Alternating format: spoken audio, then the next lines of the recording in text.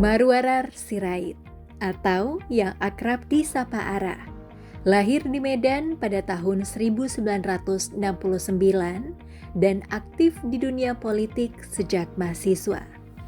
Ia pernah menjadi anggota DPR RI 3 periode, lalu pada 2024 dipercaya Presiden Prabowo sebagai Menteri Perubahan dan Kawasan Permukiman.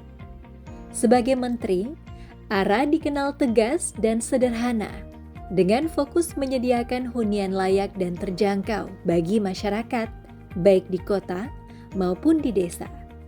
Semangat kerja keras dan komitmennya mencerminkan nilai-nilai berakhlak yang patut diteladani. Dalam memenuhi kebutuhan dasar masyarakat, kita melihat teladan nyata yang berorientasi pelayanan. Beliau tidak hanya sekedar menjalankan tugas, namun berani untuk mengambil keputusan yang luar biasa. Bapak Marwarar Sirait secara sukarela menyumbangkan lahan miliknya seluas 2,5 hektar di Tangerang. Lahan ini didedikasikan untuk pembangunan rumah gratis bagi masyarakat berpenghasilan rendah. Tindakan ini menunjukkan bahwa pelayanan bukan hanya sekedar tanggung jawab, melainkan panggilan hati untuk memastikan kesejahteraan rakyat, dan menjadi contoh semangat gotong royong dalam melayani bangsa. Sebuah inspirasi tentang bagaimana seorang pemimpin yang mengabdi sepenuh hati kepada rakyat. Sebagai seorang pemimpin, akuntabilitas adalah kunci. Hal ini dicontohkan oleh Bapak Menteri Marwarar Sirait. Beliau menunjukkan akuntabilitas dengan berani mengakui kesalahan dan bertanggung jawab. Saat ide rumah subsidi 18 meter persegi mendapatkan masukan negatif, beliau terbuka meminta maaf dan mencabut ide tersebut. Ini contoh nyata pemimpin mendengarkan rakyat dan siap mengubah kebijakan demi kepentingan publik. Akuntabilitas juga berarti transparansi, dengan pemaparan realisasi anggaran dan alokasi dana yang dapat dipertanggungjawabkan. Esensi dari akuntabilitas adalah kejujuran, tanggung jawab, dan transparansi dalam setiap tindakan. Dalam kepemimpinan, responsivitas adalah kunci untuk melayani rakyat dengan efektif. Menteri Marwarar Sirait menunjukkan hal ini dengan jelas. Beliau tidak hanya memberikan program perumahan bagi para jurnalis, tetapi juga secara aktif menanggapi kekhawatiran publik. Pak Menteri justru menantang wartawan untuk tetap kritis dan mengawal program ini. Bahkan, beliau menyediakan saluran pengaduan 911 PKP untuk menindaklanjuti keluhan masyarakat terkait pengembang yang tidak bertanggung jawab. Lebih lanjut, beliau menunjukkan kepekaan terhadap sektor informal yang seringkali sulit mendapatkan akses perumahan. Dengan tanggap, beliau berupaya mencari solusi agar mereka juga bisa memiliki rumah. Ini adalah contoh nyata bagaimana seorang pemimpin harus mendengarkan, bertindak, dan beradaptasi demi kesejahteraan seluruh lapisan masyarakat. Seorang pemimpin yang kompeten adalah mereka yang mampu berinovasi, memahami tantangan, dan mencari solusi cerdas. Bapak Marwarar Sirait menunjukkan kompetensi ini dengan sangat jelas. Beliau memiliki ide revolusioner, memanfaatkan tanah sitaan dari koruptor untuk pembangunan rumah rakyat kecil, ASN, tentara, dan guru yang belum memiliki rumah. Ini bukan hanya gagasan, tetapi juga diiringi dengan langkah konkret berdiskusi dengan Jaksa Agung dan Kementerian Keuangan. Lebih lanjut, Pak Menteri memaparkan visi struktur kementerian yang progresif dan revolusioner dengan digitalisasi penuh dan pembagian Direktorat Jenderal yang fokus pada perumahan desa dan kota, menunjukkan pemahaman mendalam tentang tata kelola. Beliau juga aktif mengusulkan langkah efisiensi ala korporasi, seperti pusat pembelian material untuk menekan harga rumah bagi rakyat. Kompetensi ini terlihat dari kemampuannya menerjemahkan ide besar menjadi rencana aksi yang terukur dan berpihak pada rakyat. Nilai harmonis dalam kepemimpinan tercermin dari kemampuan untuk menyatukan berbagai pihak demi tujuan bersama. Pak Ara meneladani hal ini melalui program 3 juta rumah yang ia dorong dengan melibatkan pemerintah pusat dan daerah, BPS, pengembang, hingga kementerian lain seperti Kemenko Perekonomian dengan program KUR Perumahan. Dengan gaya komunikasinya yang hangat, beliau mampu menjembatani akademisi, perbankan, dan asosiasi pengembang. Semua upaya ini menunjukkan komitmen beliau untuk mewujudkan hunian layak bagi masyarakat Indonesia dengan semangat kebersamaan.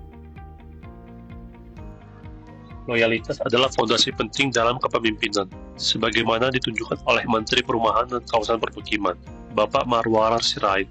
Beliau mendukung penuh visi Presiden Prabowo, khususnya dalam mewujudkan program perumahan rakyat. Ia dengan bangga melaporkan inisiatif pertama di Indonesia, yaitu kredit usaha rakyat atau KUR untuk perumahan, yang diusung oleh Presiden Prabowo. Loyalitas tersebut tidak hanya kepada pimpinan tetapi juga kepada rakyat, dengan memberikan kemudahan berupa karpet merah bagi masyarakat berpenghasilan rendah seperti BPHTB 0%, PBG 0%, dan PPN ditanggung oleh pemerintah. Hal ini jadi bukti komitmen nyata dalam menunaikan amanah serta berjuang bersama demi kesejahteraan dan kemajuan bangsa. Seorang pemimpin yang adaptif adalah mereka yang mampu berinovasi dan menemukan solusi cerdas di tengah tantangan, bahkan ketika harus mengambil langkah yang tidak konvensional. Bapak Marwarar Sirait menunjukkan kualitas ini dengan jelas. Ketika dihadapkan pada potensi isu yang dapat memecah belah antara presiden dan wakil presiden, beliau tidak ragu untuk mengambil keputusan yang berani. Pak Menteri secara strategis hanya menampilkan foto Presiden Prabowo dalam presentasinya sebagai cara untuk memastikan satu komando dan menghilangkan ruang bagi pihak-pihak yang ingin mengadu domba. Ini adalah bukti kepekaan terhadap dinamika politik dan kemampuan untuk beradaptasi dengan solusi yang out of the box. Menunjukkan bahwa adaptasi berarti berani berpikir di luar kebiasaan untuk menjaga stabilitas dan efektivitas pemerintahan. Nilai kolaboratif adalah kemampuan untuk bekerja sama dengan berbagai pihak guna mencapai tujuan bersama yang lebih besar. Nilai tersebut tampak jelas dari kepemimpinan Menteri Perumahan dan Kawasan Permukiman Marwarar Sirait dalam mewujudkan program rumah gratis. Beliau tidak berjalan sendiri, tetapi secara aktif melibatkan pihak swasta, seperti Agung Sedayo Group yang akan membangun di atas tanah miliknya. Selain itu, Pak Menteri juga mengajak perusahaan besar lain, antara lain Barito, Adaro, Sinarmas, dan Harum Energi. Langkah ini menunjukkan bahwa melalui kerjasama dan gotong royong berbagai elemen bangsa, target penyediaan 3 juta rumah dapat lebih mudah diwujudkan.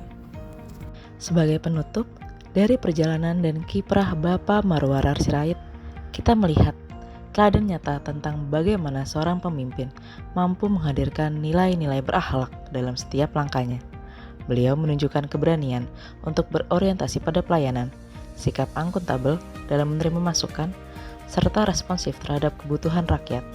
Tidak berhenti di situ, beliau juga tampil kompeten dalam merumuskan kebijakan, menjaga keharmonisan dengan berbagai pihak, dan membangun kolaborasi untuk mewujudkan tujuan besar bersama. Kesetiaannya kepada bangsa dan negara disertai kemampuan adaptif menghadapi tantangan, menjadikan kepemimpinan semakin bermakna.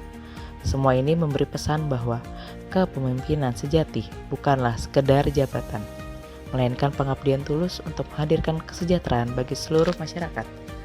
Semoga keteladanan beliau menjadi inspirasi bagi kita semua untuk terus berkarya, melayani dan berkontribusi bagi Indonesia. Lebih dari itu, ada pesan berharga dari Bapak Marwarar Sirait yang patut kita renungkan, khususnya bagi para calon pegawai negeri sipil. Beliau menekankan bahwa dalam menjalani pengabdian ada beberapa poin yang harus selalu kita pegang.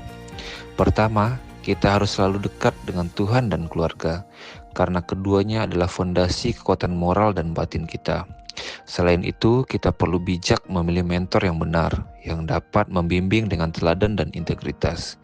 Tidak kalah penting, beliau berpesan agar kita membangun ekosistem yang sehat, lingkungan yang mendukung tumbuhnya nilai-nilai positif. Dan yang terakhir, jangan sampai salah bergaul, karena pergaulan yang salah bisa menjauhkan kita dari tujuan dan cita-cita.